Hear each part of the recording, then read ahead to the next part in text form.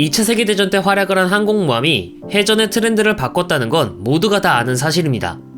스펙 외우기 좋아하는 사람들은 이 항공모함의 항공기 탑재량은 50기, 이 항공모함의 탑재량은 90기, 이 항공모함의 탑재량은 72기 등등 마치 게임 스펙 마냥 항공기 탑재량이 얼마나 되냐에만 집중하는 경우가 많습니다. 하지만 항공기 탑재량은 정말 일부분일 뿐입니다. 때로는 방어력을 위해 탑재량이 줄어들 수도 있고, 같은 탑재량인데도 불구하고 더 효율적인 설계로 탑재량을 상회하는 능력을 보여주기도 합니다.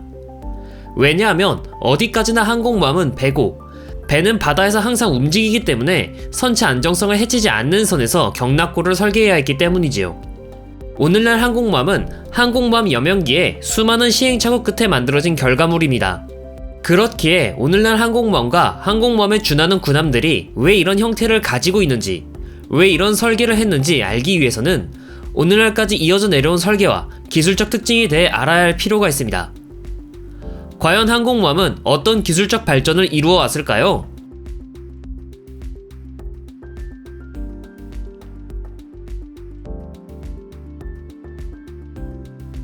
(1차) 세계대전이 끝나고 전강기부터 다양한 형태의 항공모함이 등장했습니다. 소위 항공모함 여명기였죠.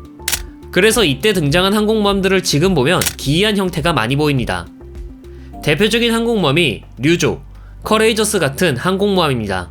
가분수인데다가 함교가 없는 게 특징이죠. 생긴 게 독특해서 개인적으로 애착이 가는 항공모함들이기도 합니다. 어쨌든 이런 기이한 형태 중 나름대로 정립된 설계가 두 가지가 있었습니다.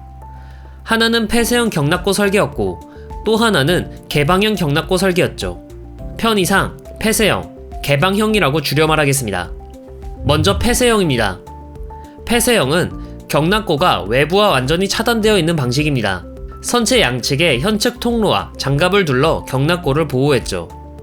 그래서 폐쇄형은 피격시 경납고 안에 항공기가 피해를 입을 가능성이 낮았습니다. 또한 폐쇄형은 선체 안에 경납고를 품는 방식으로 제작됩니다. 그래서 기둥과 빔을 튼튼하게 하여 경납고를 보강할 수 있어 장시간 항해에도 항해 안정성이 높습니다. 영국은 여기서 한 발짝 더 나가 폐쇄형 항모의 장점을 10분 활용할 수 있는 진보된 개념을 생각해냈습니다.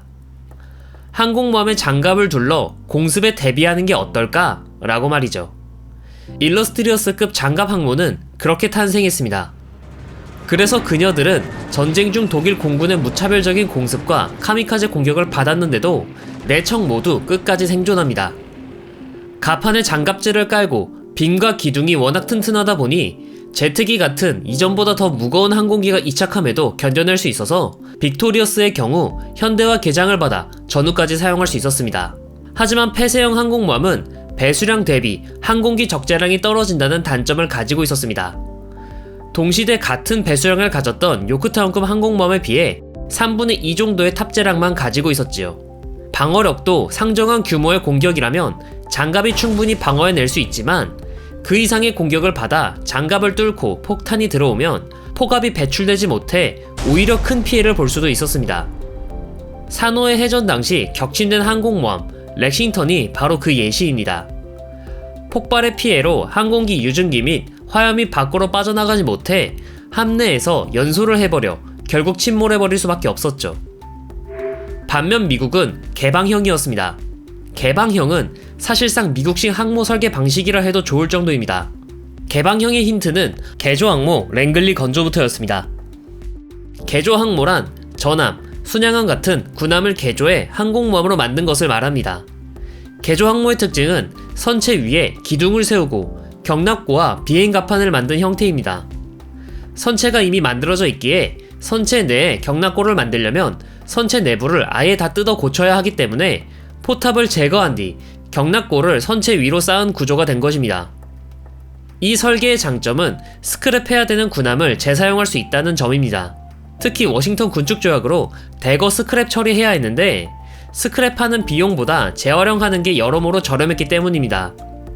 물론 모든 개조항모가 이런 방식은 아니고 렉싱턴급 항공모함과 같이 개조항모인데 폐쇄형인 경우도 있긴 합니다만 이건 예외적인 경우고 커레이저스급, 카가, 아카기, 류조, 랭글리가 이에 해당합니다.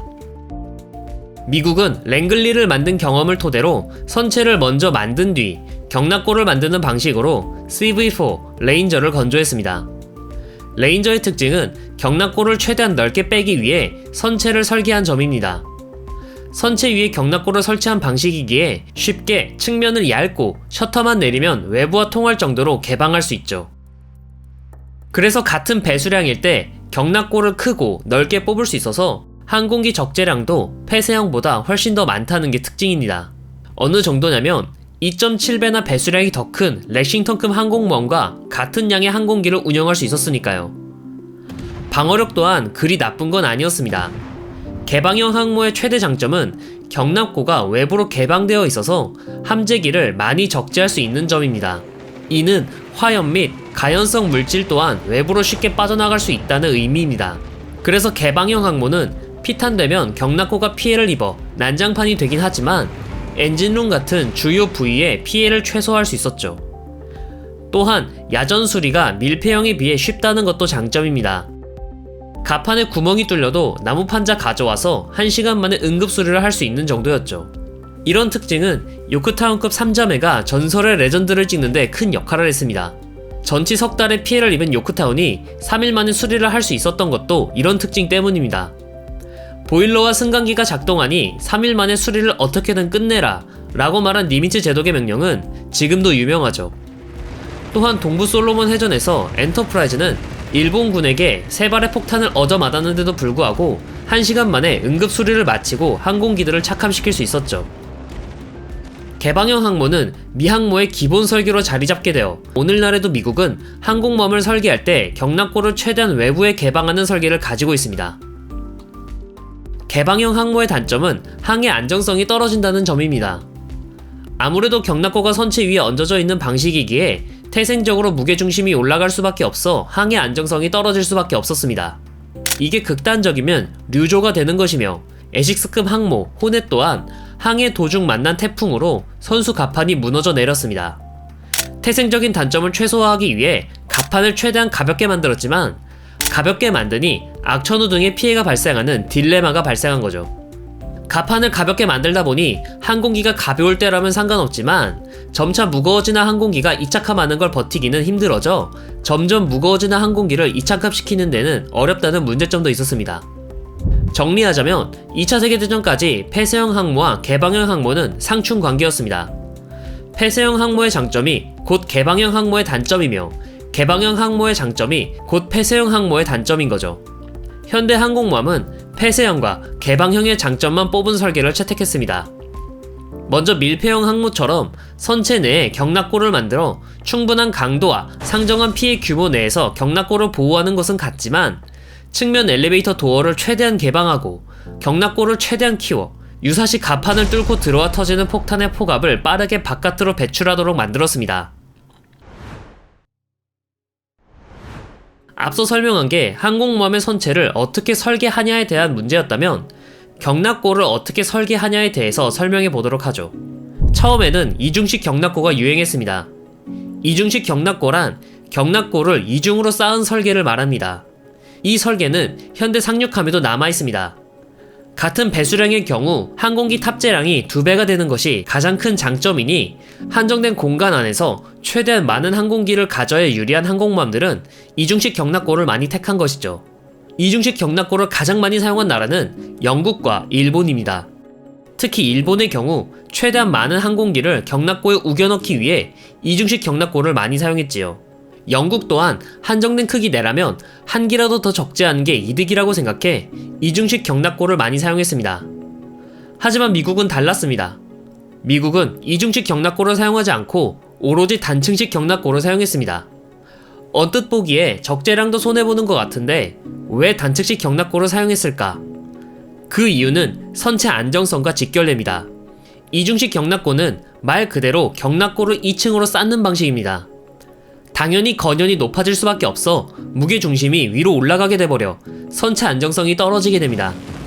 가분수 항모 류조가 선체 안정성이 떨어져 잘못 선회하면 전복될 수 있었다라는 건 유명한 일화입니다. 또한 이중식 경락고는 생각보다 항공기 운영 능력이 떨어진다는 게 드러났습니다. 항공모함은 선미 엘리베이터로 경납고에서 항공기를 갑판으로 꺼낸 뒤 무장 및 급유를 하고 이함합니다. 착함한 항공기는 전방 엘리베이터를 통해 경납고로 보내 정비를 하죠. 이중식 경납고는 엘리베이터 하나가 2개의 경납고로 왔다 갔다 해야 했습니다. 즉, 같은 양의 항공기를 갑판에 올릴 때 엘리베이터가 움직여야 하는 거리가 길어집니다. 이는 시간당 소티가 오히려 줄어든다는 소리였습니다. 또한 피탄에 취약합니다. 앞서 설명했듯 이중식 경납고는 기본적으로 무게중심이 상승해 항의 안정성을 떨어뜨리는 근본적인 문제점을 가지고 있습니다. 해결 방법은 2가지인데 갑판 무게를 줄여 무게중심을 낮추는 방법과 건연이 높아지는 걸 최대한 억제하는 설계입니다. 전자의 경우 장갑화하는 것이 불가능합니다.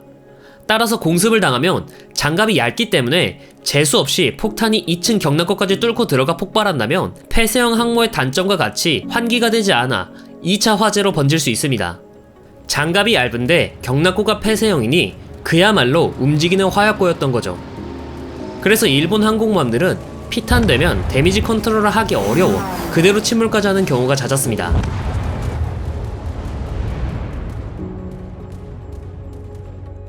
영국은 후자를 택했습니다. 건연이 높아지는 것을 최대한 억제하면서 설계했기에 갑판을 장갑화할 수 있어 일본과 같은 문제는 없었습니다. 경납고는 대형 환풍기를 여러 개 설치해 최대한 환기를 빠르게 할 수 있도록 하였죠. 다만 건연이 높아지는 걸 최대한 억제했다는 뜻은 경납고의 높이가 낮다는 것을 의미했습니다. 때문에 대형 항공기 운영이 불가능했습니다. 확장성이 떨어진다는 뜻이죠. 일러스트리어스급의 경우 단층식 경납고의 높이는 4.8m로 F4용 콜세어가 겨우 들어가는 높이인데 이중식 경납고를 채택한 임플래커블급 항공모함은 4.26m로 콜세어를 경납고에 수용하지 못했습니다. 미국의 미드웨이급 항공모함의 경납고 높이가 5.33m라 F-14 톰캣의 운영이 불가능했는데 4.26m면 말할 필요도 없죠. 임플래커블급 항공모함이 조기 퇴역하고 일러스트리어스급 항공모함이 전후까지 운영했던 건 이런 이유 때문입니다. 결국 항공기 소티 문제, 확장성 문제 등 운용상 여러 문제가 제기되어 이중식 경납고는 오데이셔스급 항공모함 이후 완전히 사장되어 버립니다.